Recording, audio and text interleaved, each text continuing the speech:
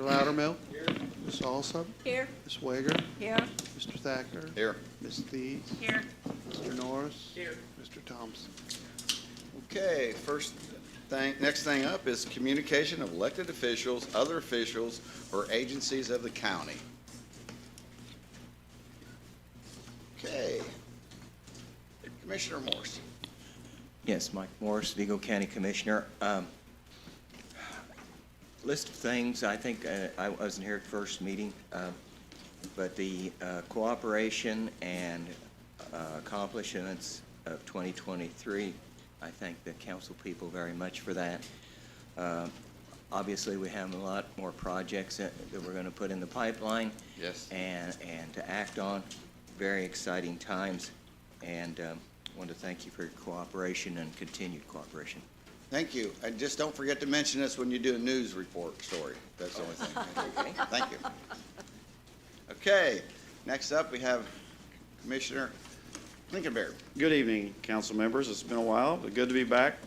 Mark Lincolnberry, Vigo County Commissioner. As you all know, we have remaining ARPA funds that we need to allocate by the end of 2024. In November of last year, we proposed having a joint committee of 3 council members and 1 commissioner to discuss those funds and how best to proceed. Over the past few weeks, council members Thacker, Wager, Norris, along with myself, have had several productive meetings. As a result of those meetings, we have identified several items of mutual interest. We will be presenting 8 of those items tonight. It's important to note that these items were only agreed upon to present to the full council, and their approval will be voted on by the full council. Correct. Also, with a lengthy agenda tonight, all those that are presenting ARPA requests tonight, we've talked, and we're going to keep those to short and sweet. The commissioners appreciate the council's willingness to work with us on many important projects in 2023, and 2024 promises to bring many more good things and opportunities to work together. We may not always agree on everything, and that's okay, but I believe all of our constituents appreciate good, honest, and transparent discussion while moving our county forward in a positive way. Just real quick on a few updates since the last time we met. The new 911 dispatch center is up and running, and we also have a new director, and that is Brian Dehart. He starts the next Monday, I believe. Maintenance storage morgue facility is actually under construction and projected to be done in July of 2024. I went down to the Intech site last week, or earlier this week, and they actually have most all the land clearing done, getting rid of trees, things like that, so we're expecting actual construction very soon. Very good. Thank you for that update. On any of that? No.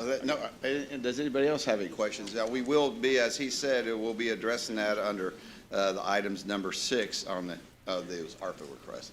Anybody else from agencies of the county? Executive Director Loudermilk. Did you want to go first? Okay. Mr. President, members of the council, Norm Loudermilk, Executive Director of the Vigo County Juvenile Center. So I just wanted to announce to the council and commissioners and really the general public some pretty good news. We applied for a grant from the State Department of Health about 8-9 months ago, and after some working through that grant, this was a COVID-19 detection and mitigation in confined facilities grant. We were awarded $183,000 for the juvenile center, and so couldn't be more pleased. This is not something we can just spend on anything. There are particular items that we had to request. Many of those items were to try to either mitigate the spread of COVID or flu or other types of things. So the good thing is one of our biggest problems we have with our standards is we don't have a clinic or a medical exam room at the facility. And so with this grant, we're receiving $5,700 for touchless plumbing so that the restrooms can become touchless, $39,900 for technology enhancement, and that's directly through the IT department. They've have a contractor that's going to be enhancing the technology so that distance learning and the working from home type situation can still be maintained. HVAC filtration and air quality enhancement of about $47,000. We're upgrading our furnaces and air quality and getting those types of machines that I have no clue, but they kill things that we don't see. Ozone. Water coolers, instead of having drinking fountains. A medical isolation room upgrade of up to $13,000. So one of our holding cells will be converted into a medical exam room, to deal with, sick call. We applied for a vehicle, but was denied for a medical transportation vehicle. But the one vehicle that we do have, we're able to get a air filtration system to put in that vehicle. So when we do transport kids, to Logansport or to doctors or something like that, it can help kill some of the germs that are in the vehicle so that the other kids or staff can be a little safer. Workstation and office furniture, $11,000, so that we can, keep those offices separate, not have to have people combined, and so we can make new workstations for people. $39,000 for computers for the students and also for the staff. So that's I haven't told the school corporation yet, but they may be off the hook on computers this year for a little bit. So, but don't tell them, because I still need some help from them. Too late, he's in the audience. I know, the big man's back here. Yeah, There you go. he told you to act surprised. And then we have a deep cleaning that's going on, which will be like, just, like I say that, but it's not just Clorox and wipes on the table, but, with our air system, and so that people can breathe a little bit better. So an older building that's got a lot of issues, that's never had this type of stuff done before, so we're going to do that. So total award, $183,000, and so, we're very pleased and could be thankful enough to whoever made this possible, the State Department of Health and the people on my staff that worked to get the quotes, to get this stuff done, the IT department, obviously. We applied for counseling and therapeutic program for the juveniles. That was denied. So we're hoping that some of the earlier promises with the ARPA money can be given to help us accomplish those goals, because we're kind of holding off until this came through and when that part of it was denied. So now, obviously, next week I'll probably go to the commissioners and see if we can't try to include some of that. A body scanner wasn't supported. We already have one. I was going to try to get one for the front, the court side, but that wasn't supported. And of course, the vehicle that I already told you about. So big things happening, and so we're hoping to keep doing the good things we have over there. We have great staff and a lot of support from the council and commissioners, and so I just wanted to announce that. And don't forget to announce, we had a celebration of the graduation, which is, and I know that. Yeah, that just last Friday, I think it was, we had a young man that was in our facility for about 7 months. I think he got 18 credits while he was there. He was taken, removed from Gibralt and put in our facility. Things just weren't working well for him there, so we were able to get him motivated, and he got enough credits to graduate. So since February 3rd, 2020 till now, we've had 6 kids graduate. And so that's real good. We're proud of that, the good work they've done. Yeah, So. very good.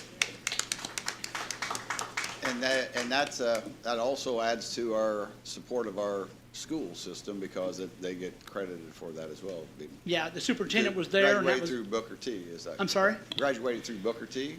Yeah, so Booker T really is the umbrella for the alternative schools, and so it's great that we just work with one school. Our counselors work with their counselor to approve the credits and to make sure that everything's in line. They have different ways to graduate now than, obviously I'm ancient, but where you can do what's called pathways. You have to do community service or be involved in activities, and so we, because the council was able to give us the appropriation of money, are painting the inside of our facility. And so the cells and the doors, wall, everything's being painted. And so that young man was able to provide his community service hours by working with the painters. Right. And so he also learned a little bit about a skill. So good things are happening. Good. With your support and support of the commissioners, that's why we're doing so good. Anybody have questions for Mr. Loudmouth? Thank you. Thank you for your time. Any other, before we move on? Yeah. Oh, yes. I just want to point out that Your in your encumbrance. hand, you've got in 2024, 2023 encumbrances totaling $15,730,972.61. So he passed those out and handed those off to us. Might point out that seems high, but a little over 12 million of that is ARPA funds. Yeah, that's what we're gonna have to be addressing here. No, those are the ones you don't have to Oh, address. the ones we don't have to Those are the ones that address. were obligated, that the projects will be carried into Okay. this year. 3.7 million and some change was from county funds. Okay. Any questions for Mr. Bramble about the encumbrances from 23 to 24? Okay. Not, anybody else? Okay, so we, if you see, we have some agendas there for you and handout. I'm going to bypass the first reading of the summary of references, proposed ordinance and resolutions. I talked over with the attorney about this. We are going to be actually going right into those, so we don't necessarily have to do a first reading on that. So if you guys could, on our packet, turn to number 5, reports of committees. Now, I know that we have the Budget Committee that has been formed for this year, but they haven't met yet. So I don't know of any reports from committees unless somebody has something I'm not aware of. Not, then we'll go on to number 6 of our items, and it's resolution of ordinances and other appropriations. So this is when we're going to discuss those. Now, as president, I'm going to take the use my authority to move 2 people up on the list. They have approached me about the meeting earlier, and the first one would be Judge Newton, and he wants to talk about item number 21. So if you could look at your packet, and item page number 21 is appropriation, is the salary ordinance 2024-21A courts budget adjustment. And he'd like to speak on that. And like I say, I allowed him to do this. He asked me, he has a commitment for the community, so he has to be out of here a little quicker. I appreciate that very much, and I apologize to everyone else who, here I'm cutting in line. I just wanted to wish all of you and all of us a happy Chinese New Year. I've celebrated this for the last 45 years in my life.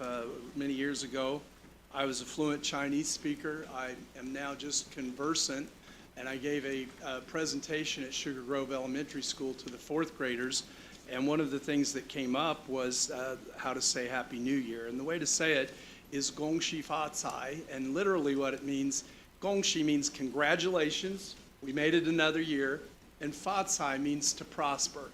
And so I hope that this year we all congratulate one another for living another year, and that we all, as a people, as individuals, and certainly as our county, that we prosper in this coming year.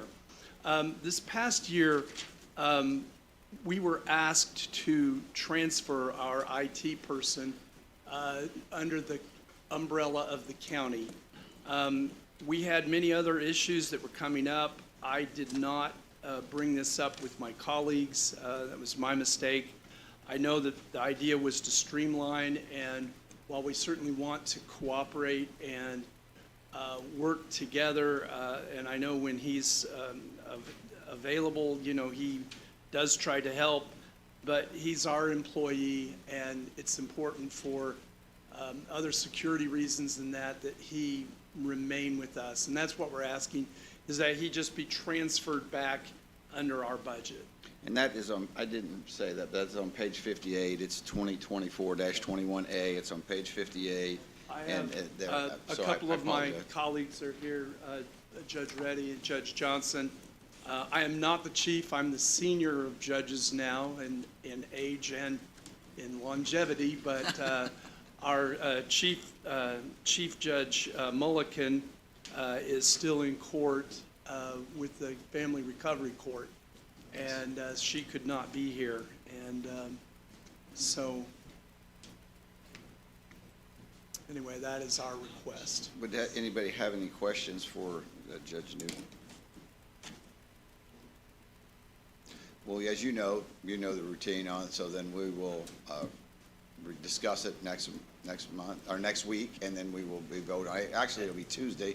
We had this meeting later, but we'll be. And it'll be next Tuesday, and just put me where I fit at that time. Okay, So I appreciate I it. don't have to Yeah. queue up in the line. So thank you all very much. Thank you very much. Oh, Mr. you have a President, statement? not to Judge Newton, but to Judge Reddy, I would like to say, your son Kavish is playing some basketball for Terre Haute North. Woo-woo. Thank you for coming. So, and then the second gentleman that has another commitment would be the superintendent of schools, and so that would be salary. This is item number 17, additional appropriation 2024-17 ARPA grant for the Vigo County School Corporation, and it is on page 54. And I think Mr. Klinkenberg Beard passed out a handout that I had for you to kind of help summarize. It's waiting at your spots. It's got some blue font on it. It's a summary of information from and work from the Project Aware grant. So it's also on our page 54, as I stated. So. And I'm going to read this, not because I don't think you guys can't read, but because I want to make sure I stay focused and I get things on the record that I need to make sure I remember to say. So that was my purpose of that. So, Mr. President and members of the council, first of all, thank you for the opportunity to present. I'm Chris Hemsel, Superintendent for Vigo County School Corporation. The purpose for my attendance tonight is to request ARPA funds to help support the mental health related activities that were previously funded by a Project Aware grant. Specifically, we have been blessed to be able to employ Megan Kirk to help coordinate many mental health services, our guidance counselors, and other activities and clubs throughout the school corporation in a way to try to help promote mental health among our kids. There has been great success with that, but we have reached the end of the grant. Although we would be grateful for any amount that can be provided to us to help us do this, we are requesting at least $150,000 to help us get through at least the next year, which would support Megan's employment to continue doing the activities she's doing, as well as to help supplement some of the things that we are doing that are listed on here to support our kids. Specifically, Vigo County has the highest rate of substantiated cases of child abuse and neglect in the state of Indiana. Since 2021, there is a 14.3% increase, and since 2022, there has been a 7.79% increase in the number of cases. There have been more than 850 reports since the beginning of the current school year. About 42% of these reports pertain to preschool and elementary age students. There is a continued need for early intervention and support. Obviously, these create mental health issues that our guidance counselors and other teachers have to deal with in our classrooms as we try to create learning environments for our kids. Handle with Care is an initiative that has been initiated in partnership with the West Terre Haute Police Department, Vigo County Sheriff's Department, and the Terre Haute Police Department in an effort to reduce the trauma and anxiety among the children involved in the incidents of abuse and neglect. Continued funding can further strengthen and possibly expand this program. Though efforts have been made for us to decrease our out-of-school suspensions, the persisting numbers highlight the need for early intervention. What we have found is that mental health-related issues often highlight the underlying issues that are related to the behaviors that result in eventually result in an out-of-school suspension. When they're not in school, obviously they're not receiving instruction, so it's important for us to continue to reduce those numbers. We believe that addressing the mental health needs of students will promote a more positive and supportive school environment, and we believe that allocating funds toward the mental health services can help us address the root causes of these behavioral challenges, thereby resulting in reductions in the suspension rates. We have actually seen that go down this year. We continue to put in things like restorative practices, the Be Kind Challenge, different things like that to try to help turn things around. But those are in addition to the supports we're doing with guidance counselors and other mental health partnerships that we have to help reduce those behaviors. Through the first 2.5 quarters of the current school year, we have had 365 reported bullying incidents, with about 25% of those reports resulting in substantiated incidents of bullying. We utilize the Stop It app. That is an anonymous reporting app. It has been instrumental in providing students with a platform to voice their concerns and report potential incidents of bullying. Reports made on the Stop It app, though, are not limited to just bullying. They have also been used to report abuse and neglect, mental health issues, and considerations of self-harm. We believe that the Stop It is a tool that needs to continue to being supported with various funding. Currently, we have received school-based mental health referrals for 352 students since the start of the school year. This is in addition to mental health referrals that are made by outside agencies or by parents themselves who recognize the need within their home. It is evident that there is a demand for such services within our schools. Additional funding can enable the expansion of these services and with other partnerships in our local community. Allocating funds to enhance the capacity of our school counselors, our school social workers, and administrators to address these assessments can make a significant impact on our students' well-being. In light of these compelling challenges through which we work each day, I strongly encourage you to consider allocating the ARPA funds to enhance our school-based mental health services in Vigo County by continuing to invest in and enhance our preventative measures, early interventions, and comprehensive support systems. We believe that we can make safer, more nurturing environments for our students and help them thrive academically and emotionally. Most importantly, there is strong evidence that when we create healthy and safe learning environments, which includes supporting the mental health of our kids, addressing the incidents of abuse, neglect, and bullying, we know that we can increase student attendance and we can increase student achievement as a result. So we kindly appreciate your consideration and hope that we are able to receive that funding so we can continue the Project Aware activities for at least one more additional year.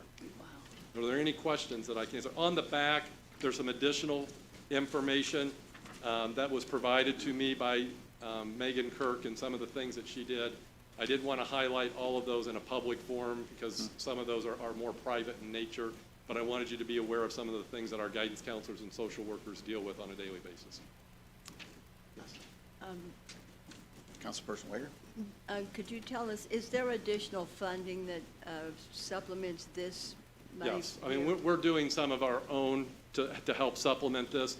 Primarily, this goes to support Megan's position as well as some of her support staff to help out in the schools with social workers and the partnerships that we have.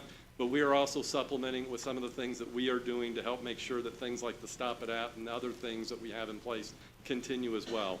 We provide ongoing professional learning for our teachers and our guidance counselors and so forth so that we can help, for example, identify students who may have suicidal ideations, students who may be in a neglectful or abuse situation so that they are trained on how to ask questions and do so in a non-evasive way, but also to make sure that we understand this is someone we need to refer to the guidance counselor because there's something going on here.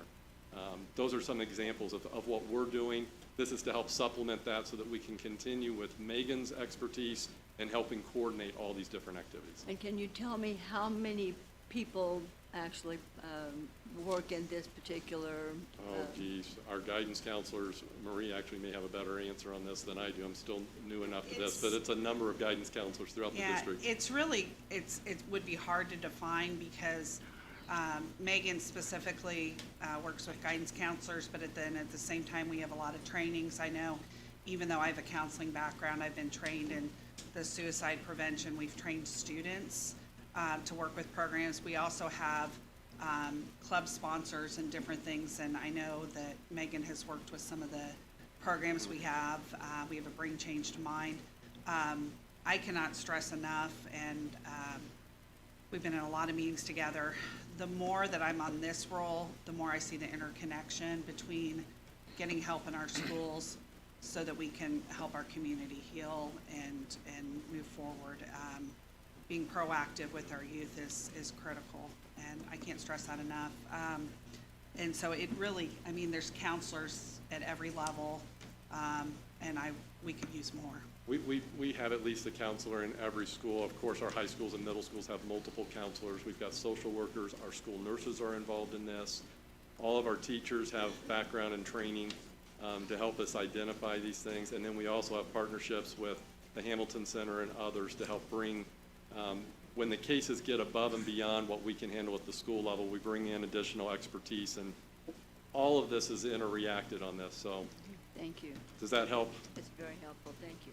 I love the app. I didn't know, honestly, I knew we were using it, but to see that it's gone beyond bullying reporting, but other things, just for the public to know, we used to just have a box where kids would have to come in and try to drop stuff, things aren't Well, and you'll always notice that anonymous those, that way. you'll notice that those percentages don't add up to 100%. We left off the ones like, I think that Mrs. Stee should just give easier homework and things like that. So I am the. those are not listed in that percentage, but the ones that you see on the percentages, those are major and those are important.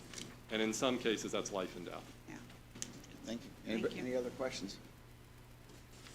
Okay, thank you for your I time. appreciate your time. I apologize for needing to cut out, but I do have another Yeah, commitment I and need that's to. what, Thank then you. we're going to get back onto our regular item number 6 there, resolution to ordinance other than appropriation, and number 1 of those would be resolution 2024-5, and this is regarding to the council authorizing advance payments for goods and services. Michael Wright, Yes, thank you, Mr. President. and this is a handout you have right here, everybody. It's not in the book, it's a handout right here, right? Yes. So what this is, members of the council, is the Indiana General Assembly changed a law last year that recognized the legitimate purposes under which bills could be prepaid. It's something that was kind of exclusive to government, did not exist in the private practice, but the General Assembly recognized that it would be better for local governments to be able to, if they had the money, prepay for services that they already knew were going to be due later. And the proposal in front of you has already been adopted by the Capital Improvement Board for Vigo County, based on the recommendation of their council. And I think, the auditor's office, upon seeing the adoption there, thought it made good sense for their purposes to give them that opportunity at the county level. As you can see in section 4 of the resolution, the auditor has to create an invoice associated with that prepayment, require a surety bond in the amount of the prepayment if it's more than $150,000. The easiest hypothetical that this would apply to is, like a construction project where a contractor needs some money up front to get the initial materials and all that. The first phase of the construction costs, knowing that those are on hand, that they're not going to be waiting on us to pay them so that they can go pay their bills, basically. Yeah, so, we talked about this ahead of time, so, I think the state, after 207 years, they figured out that maybe we need to have something like this, so that's why they made this available to us. They're forward thinking. Okay, any questions on that? So the next one is the resolution for reallocation existing appropriation 2024-01, Vigo County Juvenile Court, out of series transfer, and I believe that's on page 6 of our booklet here, and we have Deborah Kessler. Yes, hi. Our attorney that is on the Vigo County Drug Court team was with the contractual services But as of January 1, he was hired as a public defender, so we just need to switch his money into the series so that he will be able to be paid as a county employee and not as a contracted employee. And this needs to be retroactive as well from January 1. Any questions for?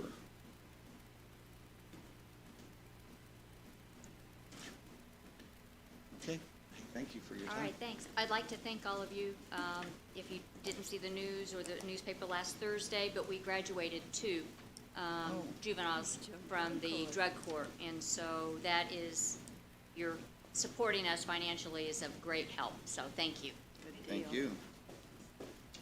Okay, so now we go on to item number 3, which is a resolution of reallocation, existing appropriation 2024-02, area planning out of series transfer, and I believe that's on page 7. Jared. Hey, good evening. First off, thank you for the opportunity to come up here to speak to you. Last fall, we sent the county's floodplain administrator to some continuing education. And there, she received training on and was certified in the use of a ward model. And I had really no idea what a ward model was, and I'm not going to try and explain to you exactly what all a ward model is. I figured it'd be best if I just showed you this short video. Oh, okay.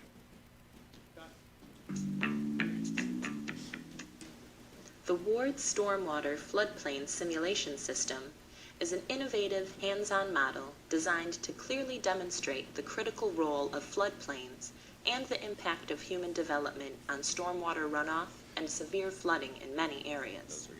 Developed for education and outreach in cooperation with the Michigan Stormwater Floodplain Association, the model offers a real opportunity to educate children and adults alike about the dangers and impact of unplanned development and human activity in the floodplain.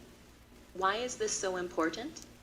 Flood-related deaths in the U.S. account for more fatalities than all other natural disasters combined. Add to that the millions of dollars in flood damage to homes and critical infrastructure each year, and the importance of effective floodplain management is easily recognized.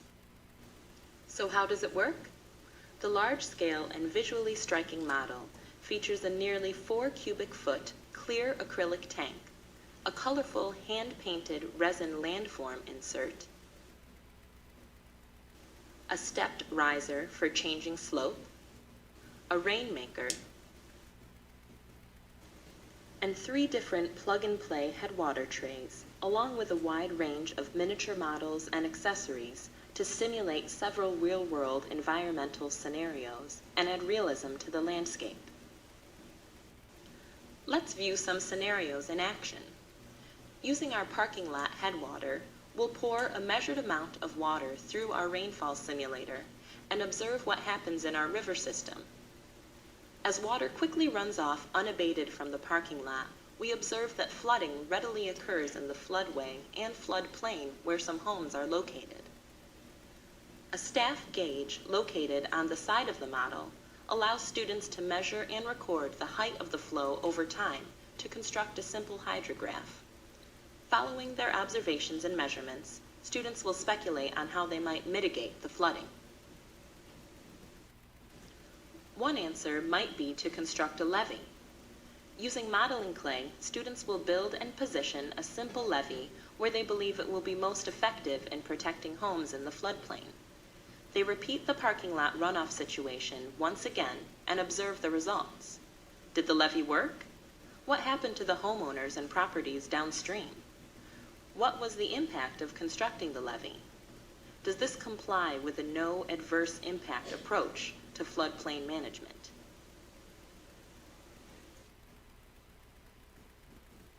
In a subsequent scenario, students will test the concept of using a retention pond to control runoff. They will place a retention pond tray beneath the parking lot and repeat their experiment using the same amount of water. What happens to the runoff water from the parking lot? How does the presence of a retention pond influence runoff? What happens in the floodplain? students will observe the release of runoff water is more gradual and controlled, and that flooding does not occur. In a third scenario, students will explore the value and effectiveness of wetlands in flood management. Here they will use a wetlands headwater tray that contains a series of damp sponges. Pouring the same amount of water at the same rate into the system, they will observe and record the height of water flow over time and the net amount of water exiting the system. How was the rate of flow affected by the wetlands? What impact did the presence of wetlands have on flooding downstream? What percentage of water did the wetlands retain? These are but a few examples of the many scenarios students will design and test as they explore the floodplain system. Most importantly, they will work as a team to find and test solutions to a variety of floodplain problems simulated by the model. An in-depth curriculum guide will provide useful background information and lab procedures, and will also introduce students to important new concepts, such as no adverse impact, turn around, don't drown, runoff footprint, green gardens, green roofs, and porous pavement. All new tools in the management of our critical watershed resources. The Ward's Stormwater Floodplain Simulation System is an important addition to any environmental education program and a dramatic way to raise public awareness of critical floodplain issues. So thank you for indulging me on watching that. That just explained a lot more than what I could, and you can understand why we were so excited about having somebody certified on the use of an educational tool like this, because it ties in with the Wabashiki, it ties in with new development around the county, and we can roll this out to school-age children of any age. It can be hands-on, it's adaptable. It's a great tool for education, not only for students, but for staff as a whole, as well as anybody else in the county who has any interest in learning about floodplain management. So we thought, this is a natural step. We'll purchase this out of our education, counseling, and training funds, only to come to find out that no, this needs to be considered as new equipment. So consequently, we are asking for funds to be transferred. These are existing funds out of our advertising and promotions budget to new equipment to cover the cost of the purchase of this. Any additional questions? Thank you, Jared. Okay, thank you. Okay, so now we go to item number 4, I believe, yes. Resolution of reallocation of existing appropriation 2023-3 edit for the parks out of series transfer. And then we also have, the other one will be parks as a resolution of reallocation of existing appropriation 2024-4 edit out of series. So Adam, you'll be addressing both of those, 4 Yes, and 5, sir. is that correct? Yep. Thank you. Adam And Grossman, Superintendent, Vigo County Parks. I'll make this real fast. Page 8. I handed out a map handout Yes. as well Uh-huh. to everybody, just to kind of visually show you our project area and what we define as Bicentennial Park.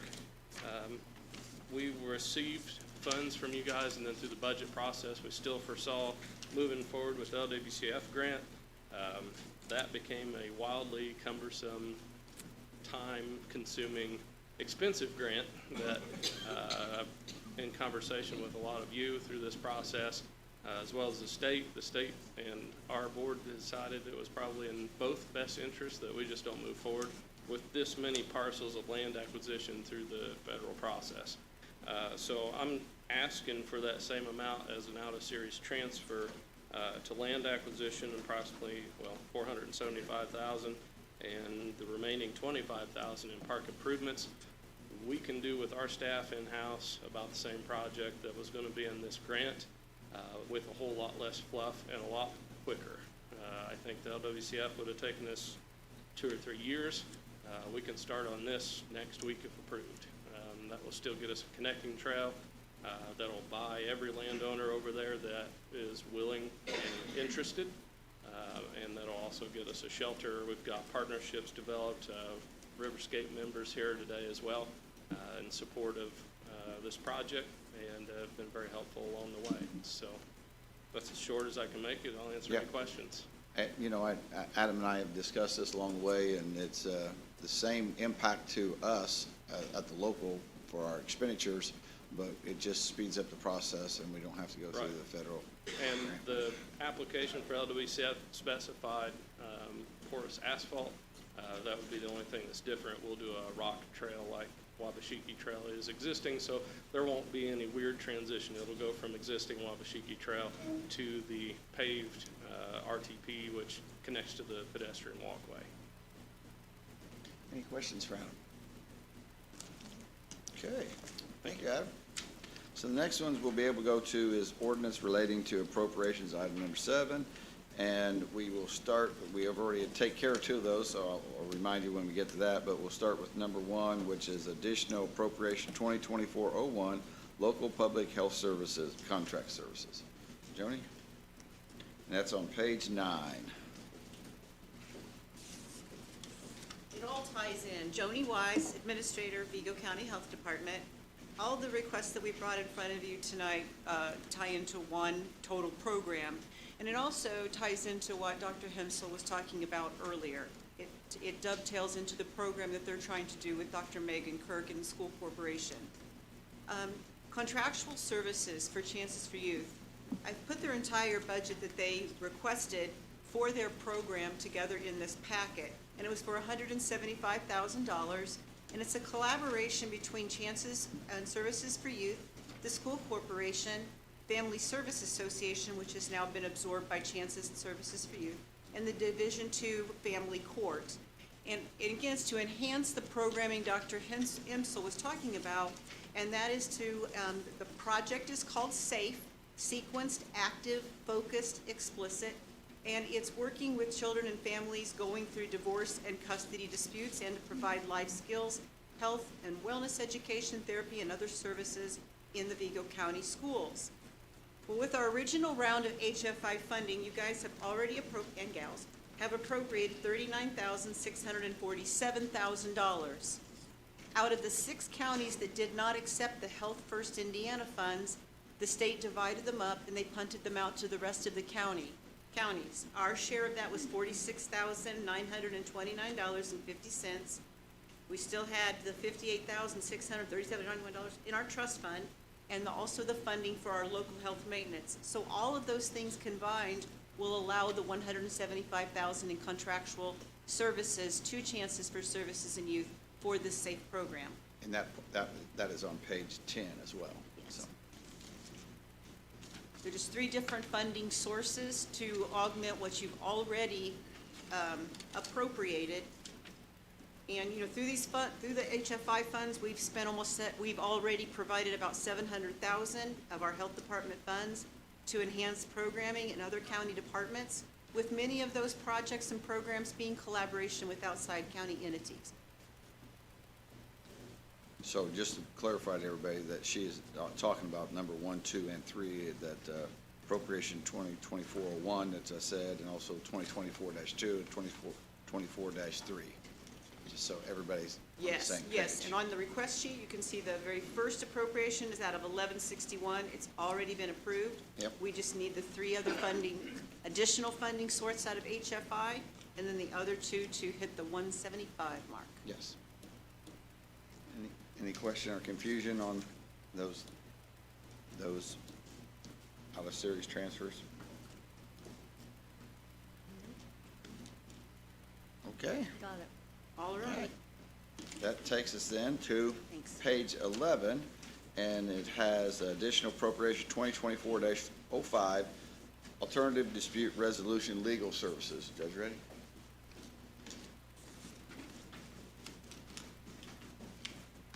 Thank you for giving me just a couple of minutes. This is an annual request I make Yes. for additional appropriation. So anytime there's a divorce filing, we collect a $20 fee, assuming someone hasn't asked for a waiver, which they ask for a lot of waivers. So we don't know exactly how much is going to be collected until the end of the year. So every year I come back in January and say, can you appropriate this back to the county? So this has actually been building up now for, I think, about 8 years. So I think now we're a little bit around $58,837.45 is what we've collected. We haven't been using that money. There's a few reasons why we haven't used that money. Number one is the way this started was I had to get a grant from the Supreme Court, and so we got about $20,000. I have to go through all of those funds before I can use these funds. And I haven't gone through those funds because there's a lot of restrictions on how I can use that money. Now, some of those restrictions have been lifted, so hopefully I'm gonna get through those funds, but I know.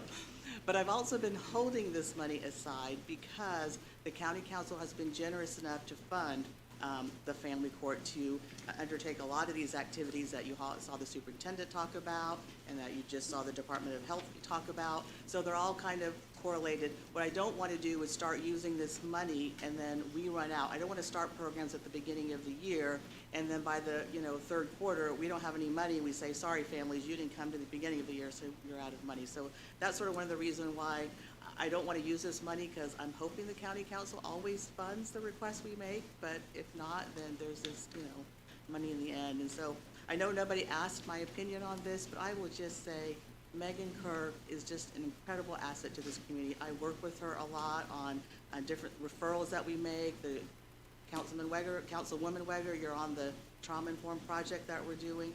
All of these projects are really interrelated, and I can tell you Candace Brown isn't here, but as a family navigator, we are really seeing tremendous results from the money that you have funded. And one of these days, I will send you some of those quarterly reports that go up to the state, and I think you'll be astonished when you hear the real success stories. So, thank you. Any questions? Thank you. Thanks. So the next one is, he's got the next four. So Larry, we have additional appropriation 2024-4 edit, and he starts out with the community crossing grant. Is that correct? That is correct. Good evening, President, members of the council, Larry Robbins, Vigo County Engineer and Highway Director. Page 13 on our packet.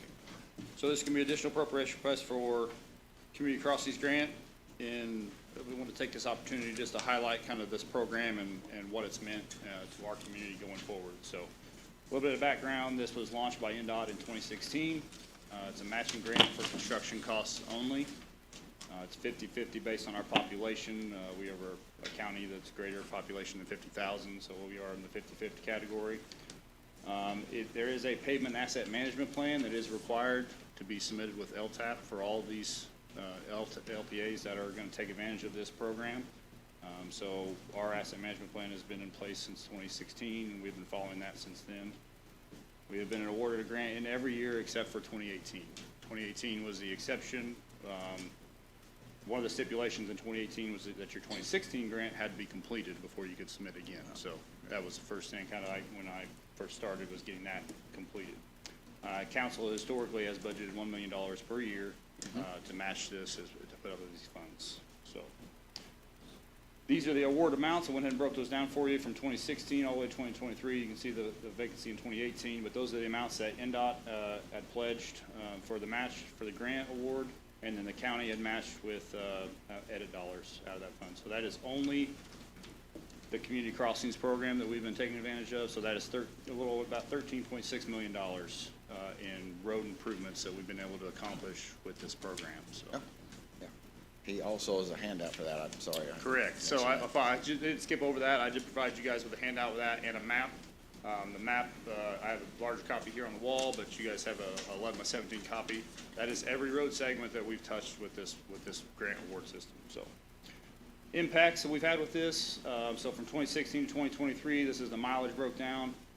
There's a couple asterisks there on 2016, 2017. There was a heavy emphasis on some new pavement preservation projects, which we were able to do some micro surfacing, some micro seal on some of our roads, which got us more mileage, extended the life of those pavements. The one caveat with that, sometimes there's only one contractor really that does that in the state, so it is hard to get him into town. That was one of the delays in getting to that, getting that application submitted for 2018, was getting them complete with all those and closing those projects out. So we kind of shifted gears in 2019. We shifted towards mostly overlays, which we have a local contractor we can work with for that. We get those projects done in a timely manner. We do all those other pavement preservation activities, crack seal, micro seal, micro surface, cape seals, anything like that in-house now with our local money. So that, total that out, that's 139 miles of road improvements that we've done through this program. We have 826 total miles. 127 of those are gravel. So calculate that, that's 20% of our road mileage that we've touched with this program in basically 8 years. So this continue just moving forward. So I'll move on to the request. Max award was previously $1 million. NDOT approved an increase to match, to increase that from $1 million to $1.5 million. And that's just for 2024. They didn't come out with that till December, so we didn't know about this budget time or anything like this, so there's something. And then the award, so the request is actually for the additional appropriation of $500,000 for that community crossing matching grant line to pledge the, our match money to match what the state has maximum allowed. Correct. And then Any with questions on that one take before we any jump forward? questions.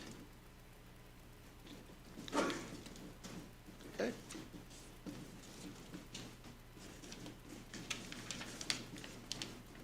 Go ahead, then, I'm sorry, if there's not any questions for that, let's move forward to the next one, which is additional appropriation 2024-06, ARPA grant recreational project trails. Now, yeah, I know that we've already talked about this, but what happens on this is if we don't have a contract and then that contract then is encumbered to the next year, so we don't have a signed contract while we're talking about this again.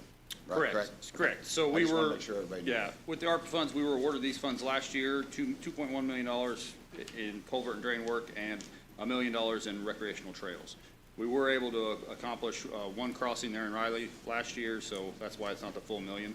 We did spend a portion of that, but we didn't have a signed contract for the rest of that trail, or the portion that was in West Terre Haute or the Dewey Point overlook.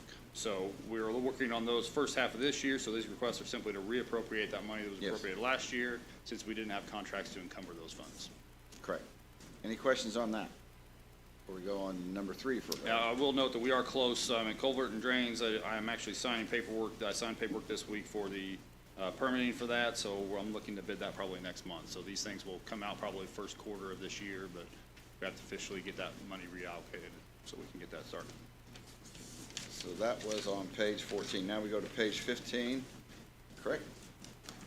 And this one is for additional appropriations of 24-08, ARPA grants, Hasbro Bridge improvement. So this is working with the commissioners and everything. We've identified a project here that would be a good ARPA project, and this is Bridge 205, which is Hasselberger over Otter Creek. This is the request for this purpose and need of this project. There's a picture of the bridge there. It was built in 1919, reconstructed in 1973 with a superstructure work to widen the bridge at that point. We do unfortunately have some issues with this bridge at this point. So I'll step through this. This is just a picture of the bridge there. You can see I've kind of circled that area there. There was some spalling, some delamination of the concrete, and that is occurring on both sides of that bridge as well. So that is part of that 1973 rehab that widened that bridge out at that point. So we do have some issues with the concrete at that point. Also, this is a dual arch structure. This is right over Otter Creek. As most of you know, Otter Creek gets quite a bit of flow, quite a bit of debris. We clean this out at least once a year, more likely 2 to 3 times a year. That center span is, or that center pier is just a debris collector. Anything coming down the creek stops there. It doesn't back it up. It will back the creek up. It does add to some issues for flow in that area. So here's another picture of the underside of this bridge. You can see some more of that spalling, delamination that is occurring and the extents of that into that wing. There is quite a bit of exposed rebar in this, which is never a good situation. So that's just going to continue to travel down that rebar and going to continue to cause us issues. I've highlighted that line there so you can kind of see that where that is. That is the kind of the bridge between that old existing 1919 structure and the new 1973 work that was completed on that. And where that ties in, we've also got some spalling in that area and some delamination of that concrete as well. Moving on top of the bridge, this is on the south side. Those pictures are from the north. This is the south, so you can see you continue that delamination, that spalling of the concrete on the edge. Those anchors that hold that guardrail on there are rusted through.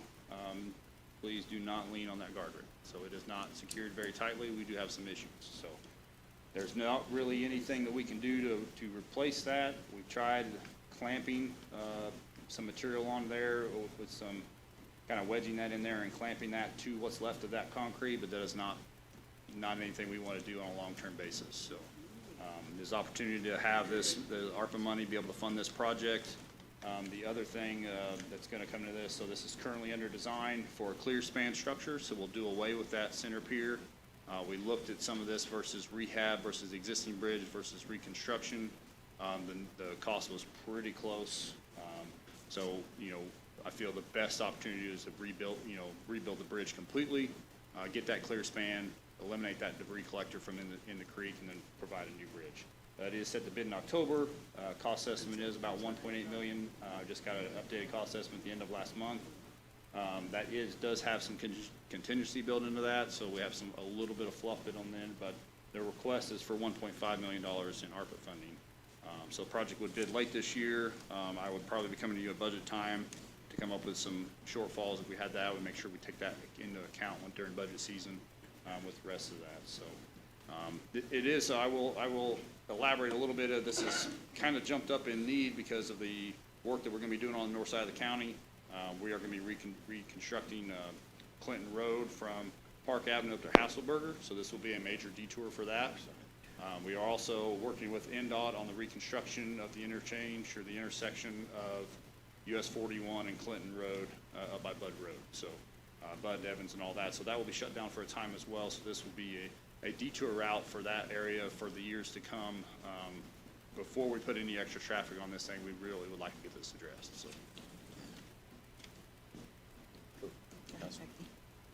Larry, so you think cost overrun's gonna be 300,000? That's an estimate. Like I said, there's a contingency. The cost estimate we have is about 1.55.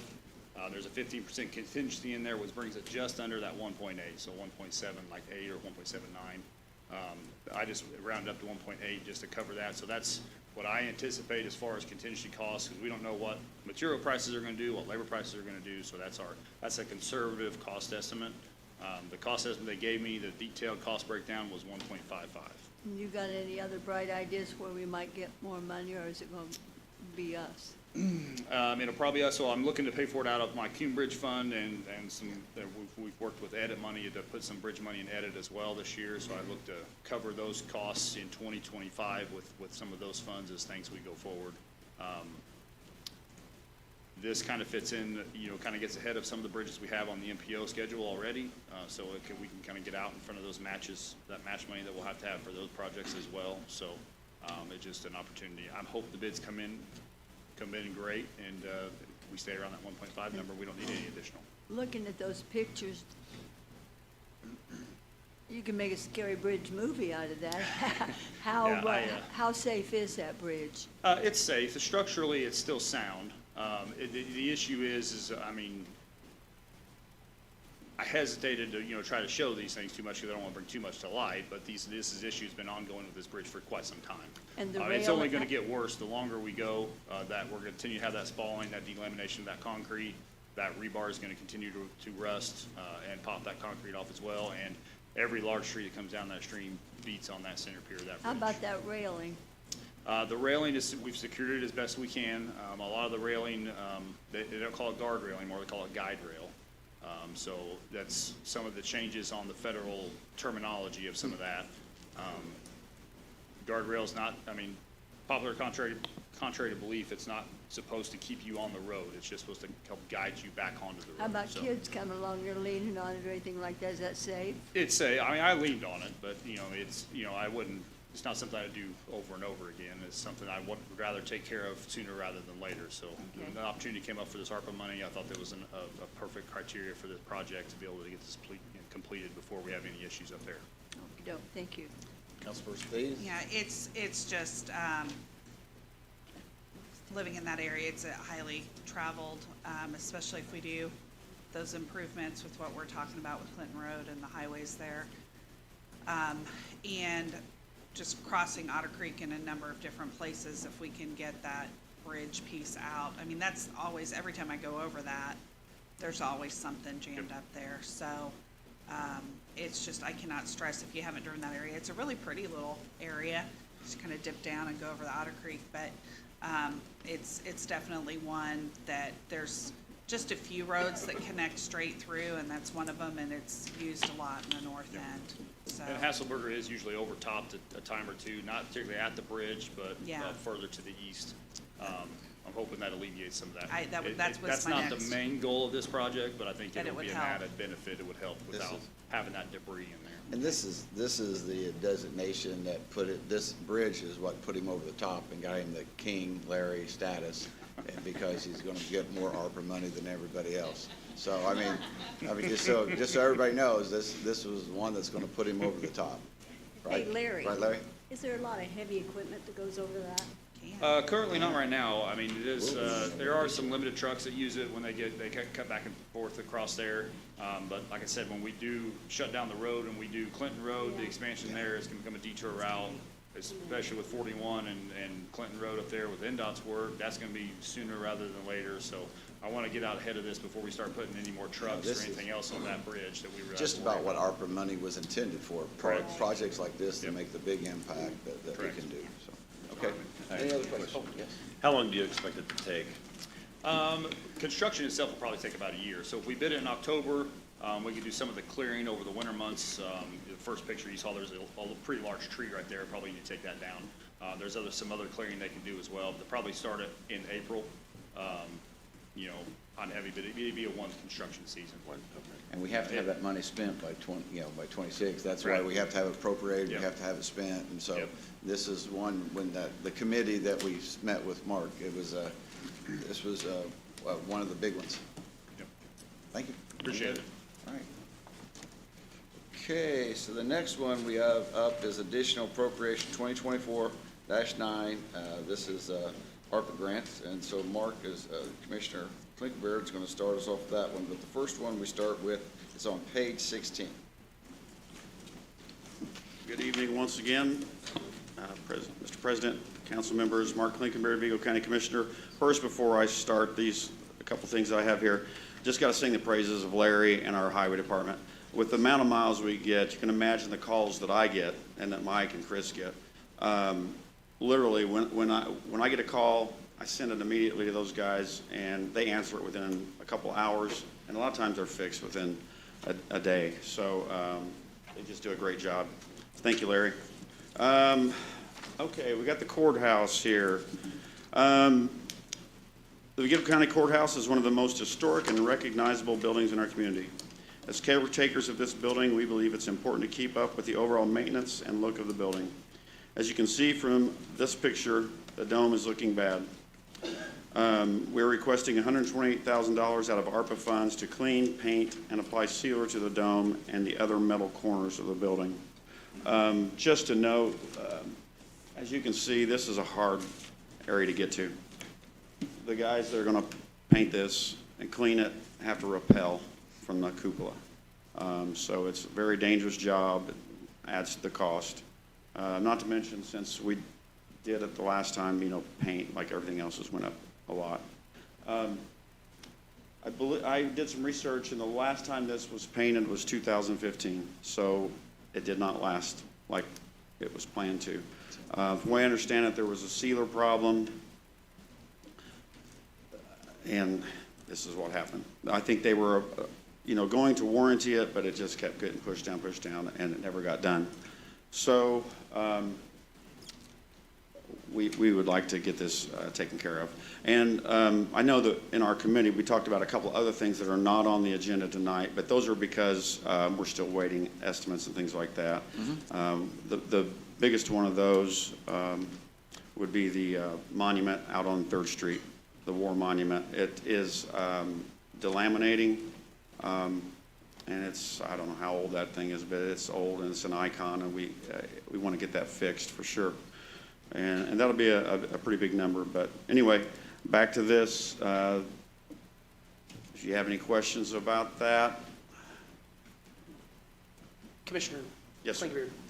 The previous painters, are we going with a different previous painter on the next one round? This is the same painter. It's a different product. It was not the painter's fault. Right. It was the material's fault. Yes. And unfortunately, there is hardly anybody around that will do this. Again, we can't get a machine up there, we can't get a lift up there, it's too far, unless you got a monstrous crane, so.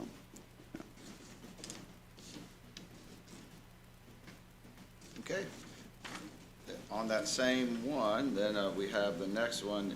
Is this fall under the next same one, Mark, or is this additional? Yeah, the additional appropriation 24-10 is ARP grant courthouse roof repair.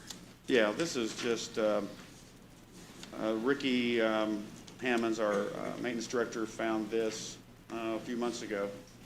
And it's not as bad as it looked. I mean, it doesn't look great, but again, you got a 100-some-year-old building. But there is a leak in part of the courthouse there. And we've had an estimate done, and $10,000 will cover that. It is, leaking out, and it's damaging. Is that under the It's flex not the roof? dome, it's kind of like the next step down. Yeah, it's that rubberized roof right there, on the flats.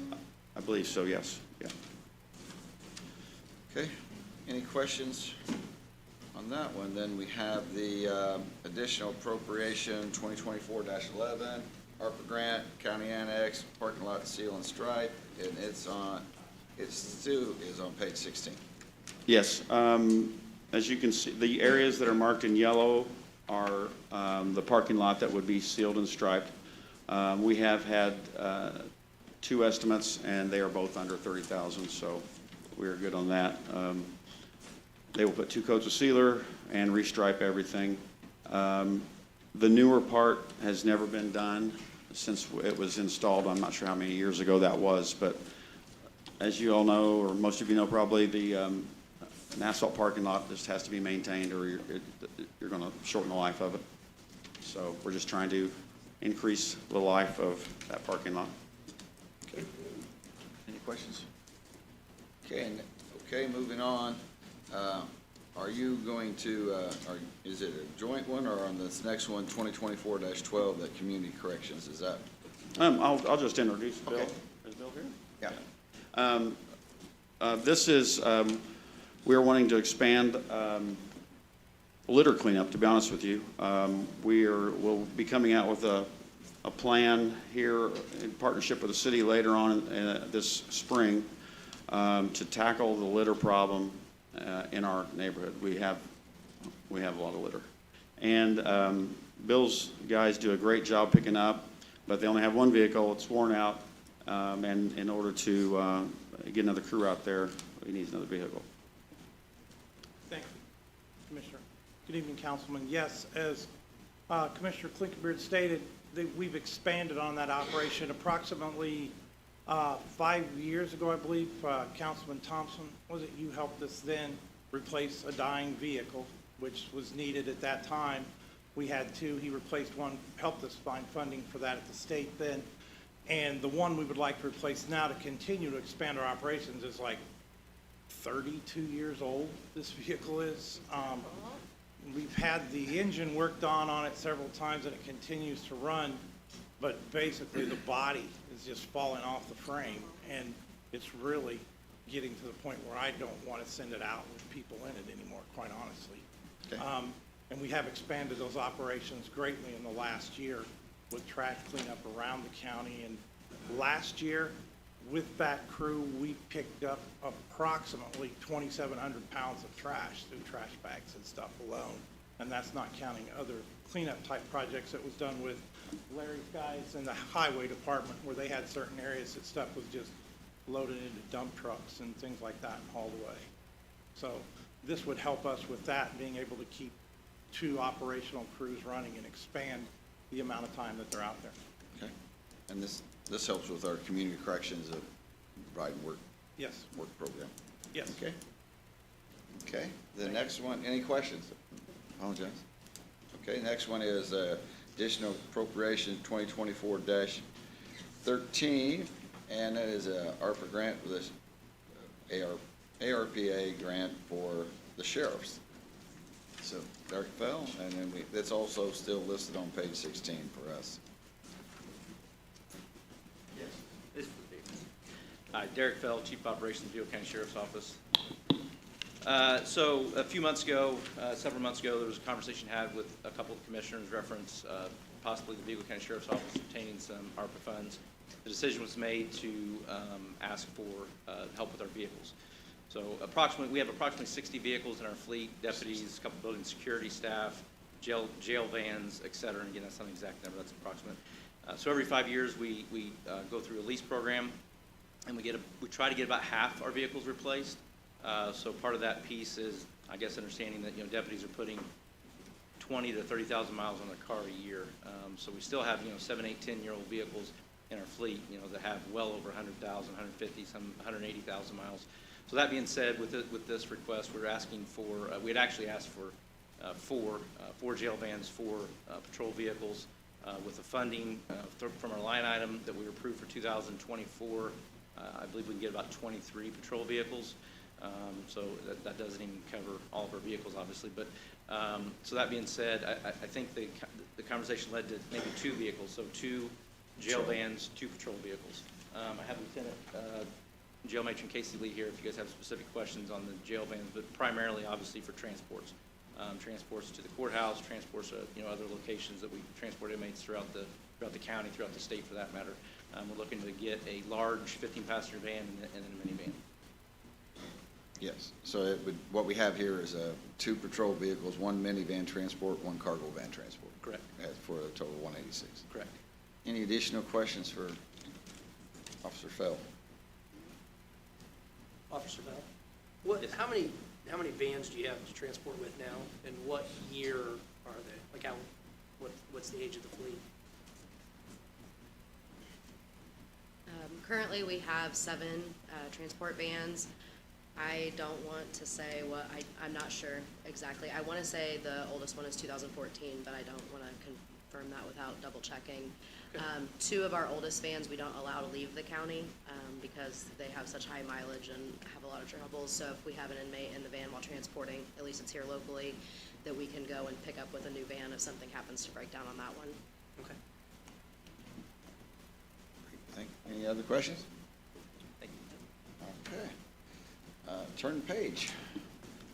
So additional appropriation 2024-14 ARPA grants, Veterans Point, tiny home for vets. Commissioner Winkler. Yep, I think that's me again. Yes. I would like to invite members of Terrell Area Association of Realtors up here. Okay. This is a program that I've been involved with personally for the last couple of years. It's just a great program, and Page 15 or 16. the Realtors are just a great partner. They do so much good for our community, and I thought they were worthy of a little more help. Thank you, Mark. Good evening, council members. My name is Debbie Sullivan. I serve with the Board of Directors for the Terre Haute Area Association of Realtors, as well as a co-chair for the Veterans Village at Maple Avenue. I'm Kyle Schultz. I'm the current board president this year for the Terre Haute Association of Realtors. And we don't get to present in front of the council very often. It's my first time, so it's refreshing to see all of you sitting in these seats. So I appreciate your guys' time, effort, and talents. Hopefully you should have received a PowerPoint that hopefully you've had a chance to look at. Kind of gave some highlights of where this program started, where we currently are. We don't really have a request for a specific thing. We just need funds to keep this project moving. It's not a pipe dream, it's a reality, and it's happening, and as soon as the weather breaks, we'll be able to get those homes placed on their current foundations. I believe there's a survey, there's somewhere between 100 and 150 unhoused veterans in Vigo County currently. That's obviously our target for transitional housing, and by this, they are to be here anywhere from 12 to 18 months is our goal, and the whole purpose is to reacclimate them, give them a chance to reacclimate back into society, become whole again, and this is our way of trying to reach out as a community project to do that. And as far as the funds, we're asking for $15,000, and we've been working on this for a couple of years. So far, it's been mostly private funding. I mean, we've been doing fundraisers. We've had members, banks. It's mostly been a total community thing so far. So it's little public funds have gone into it. So you guys would kind of finishing off because we're that close to it. We got 6 sites in, like Debbie's saying. The walls are going to be going up soon, so it's going to take shape, and probably 3 or 4 months they'll be up and going. So you guys would be kind of one of the finishing touches on it. So. What's the total amount on that? Can you share with us? Well, originally it was roughly around 300,000 total, but as we go on, like some things have cost us more, some things we were expecting to be fully donated, some weren't. So it's just kind of like a moving budget. Some things we're surprised. You just rolled it to that, so I'm sorry I asked that. So, yeah, but like I say, we're doing very well on the funding, but we could use a little bit more to kind of finish this project off. Okay. Obviously, we are all volunteers on this board. This isn't our job, but we are consistently pulling off very well-attended fundraisers, and our amazing AE over here is always writing grants. So that's helping sustain us as well. Okay. But they're beyond getting them up and running, then we will have already, we'll need funds for costs that we haven't incurred yet, and getting it managed and everything. Okay. Any other questions for him? I guess that's my question. Will the volunteers be kind of managing this area, or will there be? No, we'll have someone that vets all the veterans and does the day-to-day of the counseling. Okay. We already have a veterans board, Mark Klinkenbeard's on it, already established, so we have, I don't know if there's 10, 11 board members, so Okay. we got bylaws, we have everything in place for this to be self-sufficient, and we have, us realtors, we don't, other than getting them built, we're like, That's your and we're, the 15,000 will help us not have to do any more as many fundraisers this year, and we'll have our weekends back, so. Well, on a personal level, I'm excited to see these. I'm fascinated by tiny homes anyways. It might be a good option for other community needs. And it's right down the road from North, and I know kids have asked about it, so I can't wait to see. Well, then you've seen our green space that we were able to have dedicated a year ago, 22, right? November 22, we had a pavilion, and then obviously the next slot is where the homes are going to go up. But as far as we know, in the state of Indiana, we're the only community that has a program like this for the veterans. I mean, there's a lot of veterans programs, but this is the only one where tiny homes, and they would be self-sustained at some point, but again, it's transitional, so it's an ongoing thing. It's exciting. Thank you. Okay, thank you so much. Get to the next one here. The next appropriation we have on the list is additional appropriation 2024-15, ARPA grants for Vigo County Historical Society. Mark and Mark. Yeah, if I could just add just a couple things to that, real quick. We have, the commissioners have a community fund that was $100,000, and last year we gave them $10,000. So this year the community fund has been brought down. So that's one of the reasons we still want to help, and we thought we'd go through ARPA, number one. Number two, I don't think they mentioned, but the city of Terre Haute did also give them $25,000. So this is a true community effort. And yesterday I got a call from a veterans motorcycle group that wants to do a ride, and the benefits will go to them. So it's, we've gotten everybody from union laborers to private companies donated on this, and the foundations and the slabs are in, and the walls are going up next. So thank you. Just those notes there. Next, Marla Flowers is going to come up. Last fall, we talked about the historical society and the museum, and about the iconic wall there with Coca-Cola's emblem on it, and that wall is failing, needs a lot of work. I know we were close to right on the edge of getting that passed last year, but anyway, so we're asking for $49,500 for that work, and I'll let Marla give a couple more details and let know where we're at so far. Thank you. Thank you for allowing me to talk about this again. I did have a very long history lesson again, but Mark said no. I'll put that away. So I just wanted to give you a quick recap. You saw all the pictures before. I know, Marie, you've been back, you've seen it. we launched the capital campaign, the Brick by Brick capital campaign on November 1st.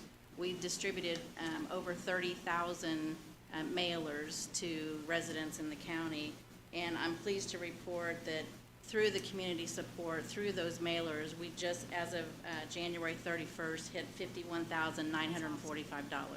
All right. Now, through also a generous donation from a private foundation, and then with your support, that would get us halfway to, that would get us to the $150,000 mark, because the total project is $300,000. That includes water blasting, the tuck pointing, all of the interior restoration, and most importantly, getting back that mural as you see it now, or in much better condition than you see it now. Yeah, okay. I'd be happy to answer any questions. Anybody questions? Well, thank you. I just want to add, I was there for an event and was able to go around and see it. And it's important, if you do get a chance or if you have any debate about this at all, walk around with Marla or one of her staff and see specifically where, I cannot stress this enough, as a history teacher and as a longtime member of our county, as many of us are. This is our county museum. There's some special treasures in there we just don't want to get damaged. And so, If I could suggest it, send us out some dates before, in the next week, and maybe some of us can get over there and check it out. I would love Okay. that. I would love to have you see that, yeah. All right. I also, to the gentleman that has the 32-year-old vehicle, I mean, consider us for an exhibit. Okay, now, I think, Mark, you're still up. Additional appropriation 2024-16 ARPA grant rural water study. I think it's the last time you guys see me tonight. What? Yeah. So, as you know, good, clean water is an issue for several people in our county. And last year, early on, one of the first people that came to see me was Bianca Gamble about the Vigo rural water project. So I'll let Bianca come on up and tell a few things and answer some questions. Okay.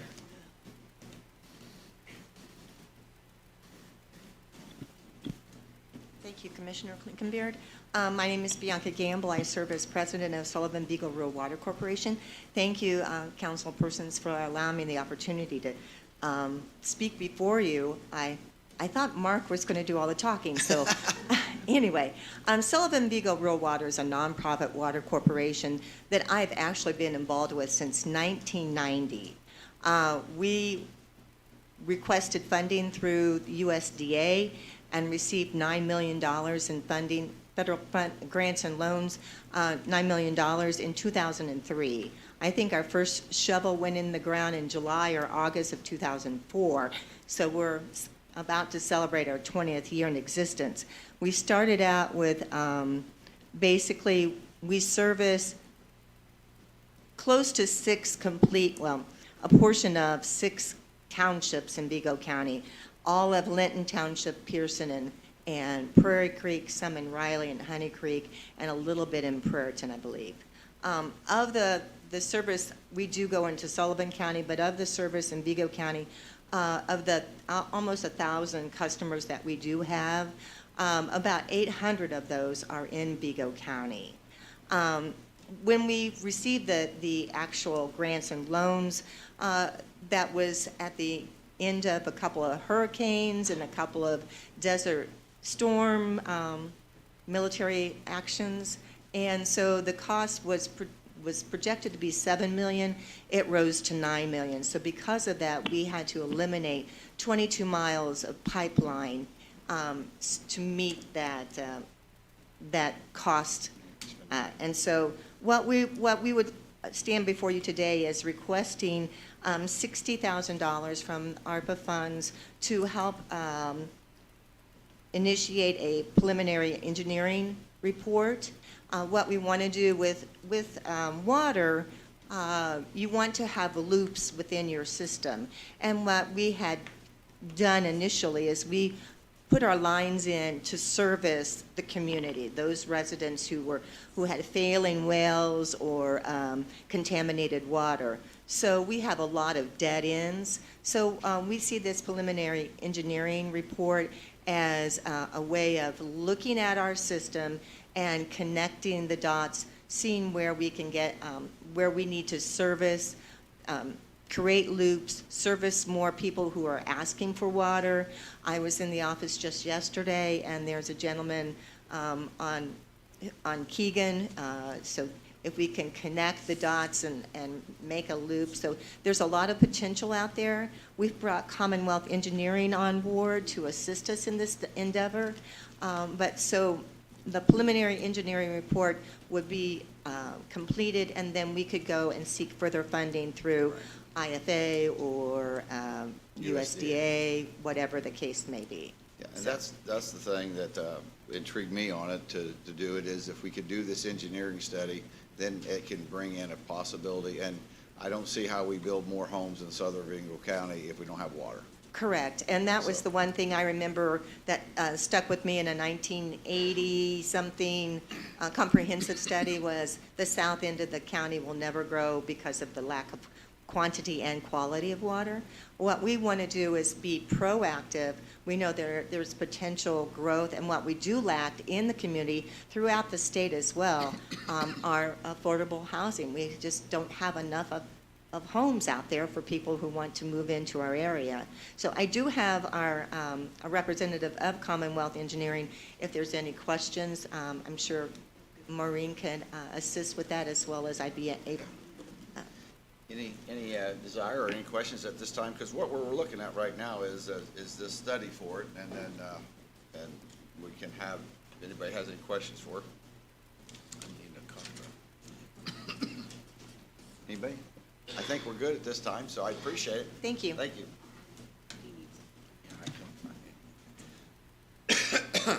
Pardon me, I got a dry cough here. Not contagious.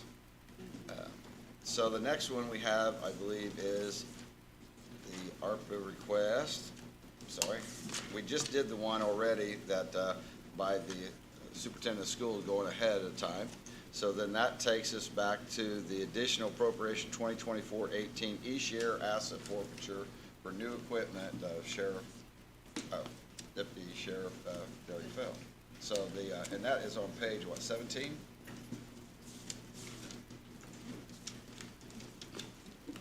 Pardon me here. I think we just finished the last one, 16, so we're on 17. Yep. Thank you. Officer Feld, thank you. How are they? They're good. Good? Yes, Okay. you're good. So on this, we're just asking for a transfer of funds from that account. We're asking for $32,395 for Trigicon, which are basically red dot sights for our handguns. We do not currently have any at this time. We use the iron sights, so obviously that raises accuracy, faster target acquisition, and easier to find the target for people like me who maybe lose their eyesight a little bit at older age.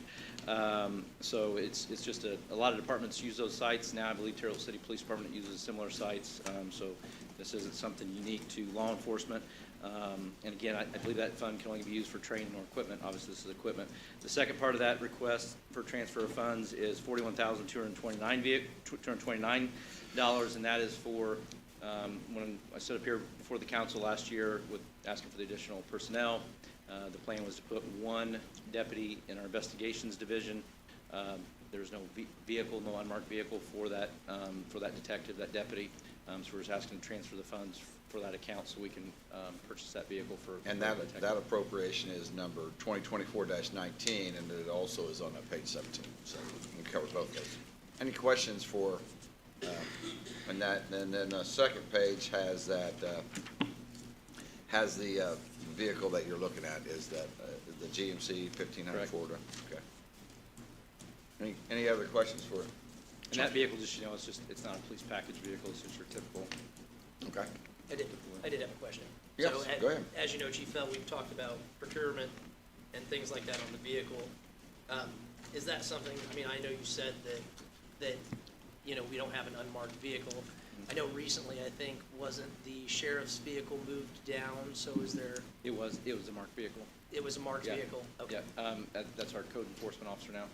Okay. Yep. We don't have any, we just don't have any spare unmarked police cars. Right. And we're increasing the number of detectives, which is what creates the need here. With the request for the 2 other patrol vehicles in the earlier request, is that not something that we could include and save? Well, I don't know if save, I mean, I guess you could say save, but again, my understanding with this account is just, it's only be used for the sheriff's office for training and equipment. Right. I could be mistaken. With those vehicles, we're asking for patrol. We're still not gonna fill up our patrol fleet. We're still gonna Right. be shorthanded.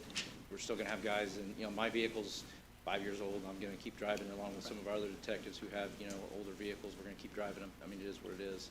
And I didn't know, you said on your 5-year lease that you were gonna have, that those were coming up soon, correct?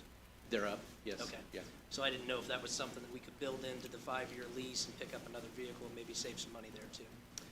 Just I a mean- suggestion. Yeah, could. I mean, I guess, I suppose it'd be an option. Okay. I don't have any other questions. Yes. It's enough to cover these 2 requests, I can tell you that, because I checked with the auditor's office beforehand. To give you the exact dollar amount, maybe they could tell you, but I know there's nothing here to cover it. Could you repeat that? No, you have it. Okay, thank you.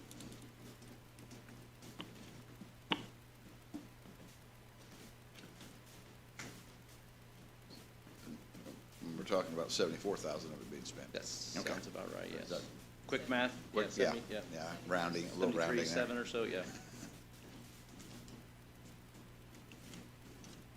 Any other questions for Officer Fell? Okay, I think he's still up, Okay. if we have, and then we have, and I have both Derek and Cheryl on this one, but we're talking about the salary ordinance 2024-20A, sheriff's captain position, and it is an email that's on our page 19. For everybody. Good, okay. So this is a request for, we're not asking to increase the number of supervisors, we're asking to, I guess you say switch or swap a sergeant for a captain's position. Currently, we have 1 captain on the sheriff's office. I think it's sometimes misunderstood, the department, what our size of our department is. People think 40, 45 deputies. We actually have 10 building security, which we've increased. We've increased our deputies. We have 80 jail staff, 6 or so civilian staff. Everything should be listed there for you, spelled out. But we're about a 160-person agency. Again, just comparative purposes, I believe THPD has about 6 captains. I'm not insinuating we need 6 captains. I think 2 is sufficient. But right now, we currently have a captain underneath the chief deputy. We're looking to have a captain underneath the chief of operations to take some of those responsibilities. Yeah, and then not only is it on page 19, if you continue on through this, we have it all the way. He talks about the duties and the hierarchy on page 26, and then it goes on through. It has a list of the names, and it looks like it goes on through page 20 to page 29, including page 29. So. If I could just point out to you, Sure. again, I think that it's also important to note that percentage-wise, we actually have a lower percentage of supervisors on our agency than we have for quite some time. So again, we're not asking to increase the number of supervisors, just switch a title. Switching. Okay. I think that's a good clarification. Any other questions for Officer Fell? Do you want me, if you look at page 57, you'll actually see the amendment to the salary ordinance. Just so Page you 57? 57 is the actual amendment as is written. And it is what he's asking for, to amend the captain position to 1 stipend to get it, eliminate the sergeant one. Which is vacant right now. Yeah, so you're eliminating one of those. Oh, that's But you right. will see that there's an added for detective position stipend, $1,500. And that would be as he said earlier, during the budget time, when he asked for 2 officers, he did ask for 1 to be a detective. And we left off the stipend for the 1 to be a detective. So we're To just- make that position a detective spot. So he's not been able to do it. Thank you. I knew I wrote your name down for a reason. That's so why it's thank you. added, and it's all on 1 salary ordinance. If I could add one more thing, reference money. We have one vacant sergeant spot right now, it just hasn't been filled. We're going through a process. We're gonna have 2. We'll also have a lieutenant that just retired, so we're gonna have a lieutenant stipend. So from a salary, money that was approved for 2023, the money is there. Okay. It's just not being spent right now. Okay. There you go. Any other questions? Okay, let me see, get you on that one. I think that takes care of ours for you. Thank you so much. Thank you. The next one is the one that Judge Newton went on earlier, salary ordinance 2024-21 courts, and so we've already taken care of that. So if we can go to salary ordinance 2024-22A, local public health services. Is Joni, did she go ahead and leave, or so? Did she Cheryl, will leave? you take that one? Okay, yeah. And that is on page, let me look, 31? Is that right? Probably, but in all No, honesty, it's if you not. look at page 59 again, it's probably easier to read. 59? 59 actually Okay. shows the salary ordinance. And as you remember, during budget this year, we did break up the salary ordinances by some of them for general employees, health department. They each kind of had a different one. We basically are going to amend section 5 of the Vigo County Health Department employee salaries to read the following positions paid from the local health maintenance fund will receive a stipend paid from the local public health services fund that will be added to their base pay to increase the salary to the midpoint range as determined by the Baker-Tilly study, which is what they requested. When the numbers come in, there was some confusion when they wrote for the local health services grant and what the stipends were going to be to what actually ended up, because we put those amounts on. And I will tell you that you will see attached to the back of that, Page 61? page 61, is the new total stipend amount. They will have more money in that Yeah. 1161 now to do other stuff if they come back to the council to do. The stipends were a little too high. Yes. So these are, they're bringing them from the, what you passed, the 25 percentile plus the 3% increase for 24. This is taking that to take that department to the midpoint range. And that's not the midpoint with 3% because that's not what you did with the highway. So the health department, Joni was agreeable in it. I spoke to her once. She doesn't want to go any more than what you gave. Set a precedent. Yes, and we did it as a stipend, if you remember, due to the fact that that money is only for 2 years at this point, until we see if there is future funding from the state. Yes. And that's why that was put in as stipends. So those are the positions that will receive it from 1159. It's the same as the budget, we're just adjusting the stipends to reflect the midpoint range, because some of them were a little too high. And So just like you said, for clarification, the stipend came out of the HFI money, not from the general fund. And we are making that reverted back to effective January 1. Yes. And those that may have received more understand that that will be adjusted. Any questions on that? Next one is salary ordinance 2024-23A, prosecutor, amending legal secretary position. Mr. Roberts. It's on page 31 is the request, and then as, just like as Cheryl mentioned earlier, the impacts is on back on the page. Page probably 62 would 62? actually be the salary. Okay. Page 62. Good evening. I think that's what she said, yes. Rob Roberts, Chief Deputy Prosecutor. This is just a request that we had previously made. There was a lot of work being done during the budgeting session last year, and so we didn't want to push the issue with everything else that was going on. So we were just asking the council to consider our request of moving a child support legal secretary spot to a criminal legal secretary spot. These spots are both paid the exact same amount, so should be no change in fiscal impact with that. This is both in recognition of the need in our criminal division and reflecting some recent court orders and things that they've been trying to do to get cases pushed through faster. And so we are just trying to meet the needs of our criminal division at this point. We don't think it's going to have a significant impact in the casework that's done in our child support division. I've consulted extensively with the administrator in that division as well as with our deputy prosecutor there, and they feel that they'll be fine in making this change. Any questions for? If you would, I'd like for you to go on record and state what you told me when we left the jail after the Iraqs. That, I would be happy to. And I think I probably told most of the council members already, but of course, I know the council struggled with the salary issues for our office and for other departments for a very long time. But once those salaries were raised up, and again, we didn't even get to that level that would have been at the salary study recommendations, but it was still a significant increase for our office. And we were asked, do we want to move forward now, or do we want to wait until the full salary study comes through and everything else? We were given that option. We said no. We wanted to move forward and get our office staffed as quickly as we could. For the first time in almost 3 years, we are at full staff on attorneys, and I could not be happier. So I do thank you for making that change and for having that impact on our office. We were able to not only attract attorneys to the office, but experienced attorneys that had 3 to 5 years experience, and that makes a huge difference in getting them up and running. So thank you. be it duly noted, I'm not above begging for a compliment, you know, but he told me that in private, so I thought this would be a good setting in public, so. Thank you. Absolutely. Thank you.